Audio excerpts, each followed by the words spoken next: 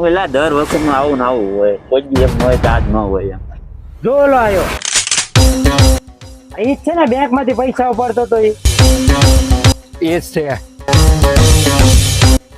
હા તો હાલો એને ઉપાડી જ લેવાનો છે. હાલો હાલો ઉપાડ અલે ઉભો રે તારા થેલામાં જેટલા પૈસા હોય એટલા આપી દે હાલ ને પછી છઠ્ઠા કાલ નીકળ. કેમ ભાઈ, મારા ઠેલામાં તારો બાપ પૈસા મૂકી ગયો તો કે તને આપી દો? હોશિયારી તો બહુ કરશો, થોડાક પૈસા માટે તારો જીવ વાલો નથી લાગતો. હા તો એવું હોય ને તો આ ઠેલાને હાથ લગાડીને જો.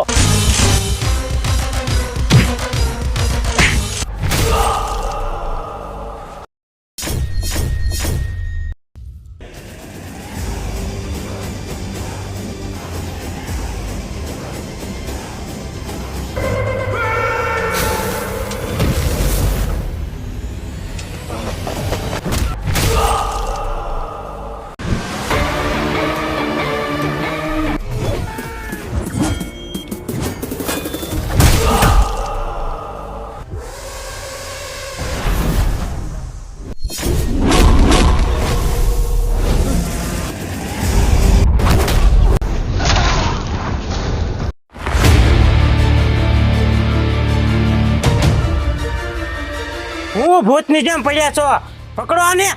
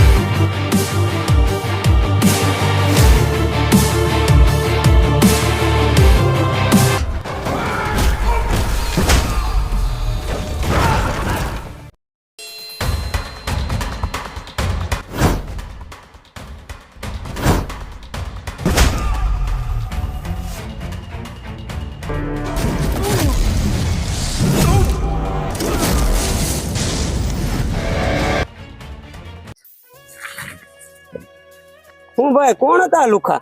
કોને ખબર ભાઈ, મારી પાસે પૈસા હતા એ જોતા હતા ને, પણ પૈસા તો ન મળ્યા, ખાઈ નહીં જાય તો અલગ.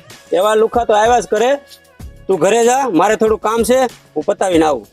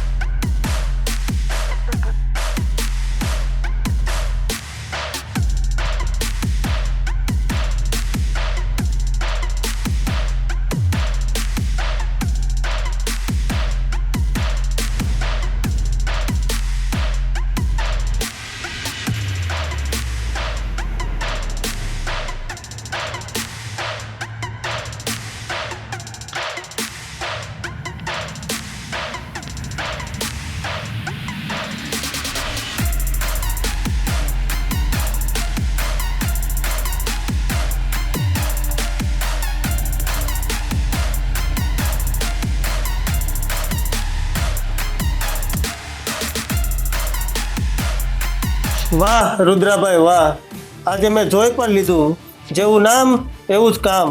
પેલા છોકરાને ખબર પણ ના પડી અને એની નાક નીચેથી કામ કઢાવી લીધું. વાહ રુદ્રાભાઈ વાહ.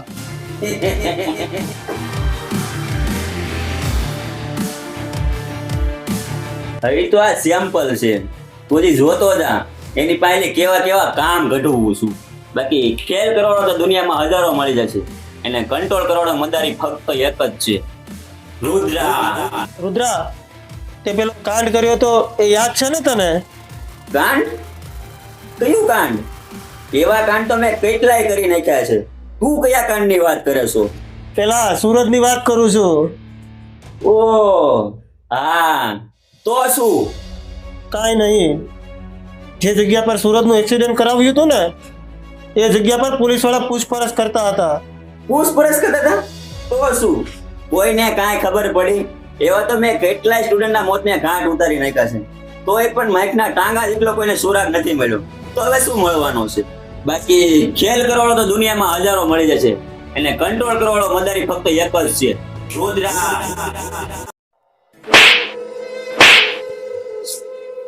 અંકલ આ શું કરો છો? અને શું કામ મારો છો? એટલે ભાઈ મારું તો શું કરવું, ફી ભરવા એને પૈસા આપ્યા હતા તો એ નાના બધા વાપરી ગયો, બરાબર. મારું નહીં તો હું એને આરતી ઉતારું. પપ્પા મને માફ કરી દો, ભાઈ બોલો કોઈ દિવસ નહીં કરું, પ્લીઝ પપ્પા પ્લીઝ.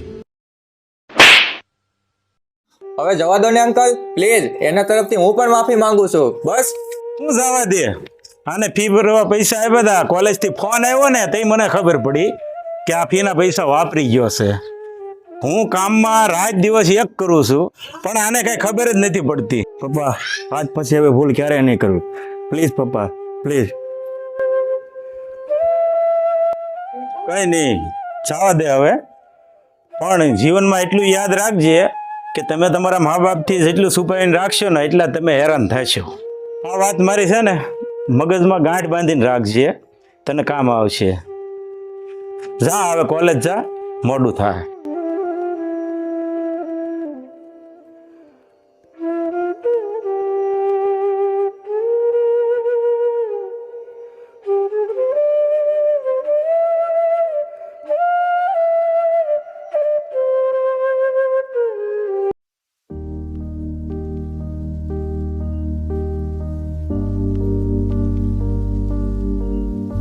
કા રમેશ કાકા, શું થયું? હું ટેન્શનમાં છો?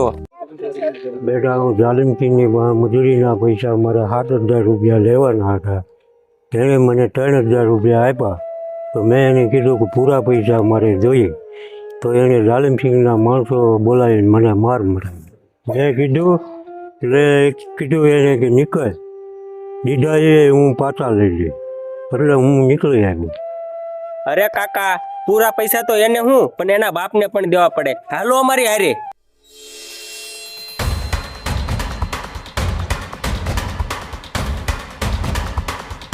એ જાલિમસિંહ, કાકાનો હિસાબ પૂરો કર અને પૂરા પૈસા દે. હું એને પૈસા આપું કે ન આપું તારે શું છે? તું એનો દલાલ છો? જોવામાં તો તું કોકનો દલાલ લાગે છે. એ મોઢું સંભાળીને બોલજે, નકર એકેય માર ખાધા વગર અહીંથી નહીં જાવ. એક તો ગરીબ મજૂરનો હિસાબ આપવો નથી ને ઉપર જતા મારવાની ધમકી બતાવો છો. તારે હિસાબ જ જોઈ છે ને, જાઓ આપો આ બેને હિસાબ.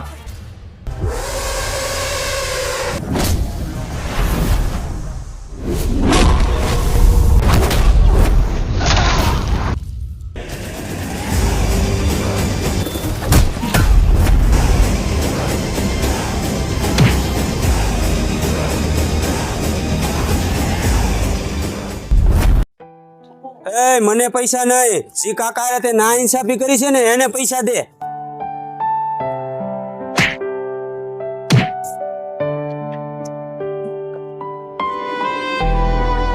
લ્યો કાકા તમારા પૈસા મને માફ કરી દેજો.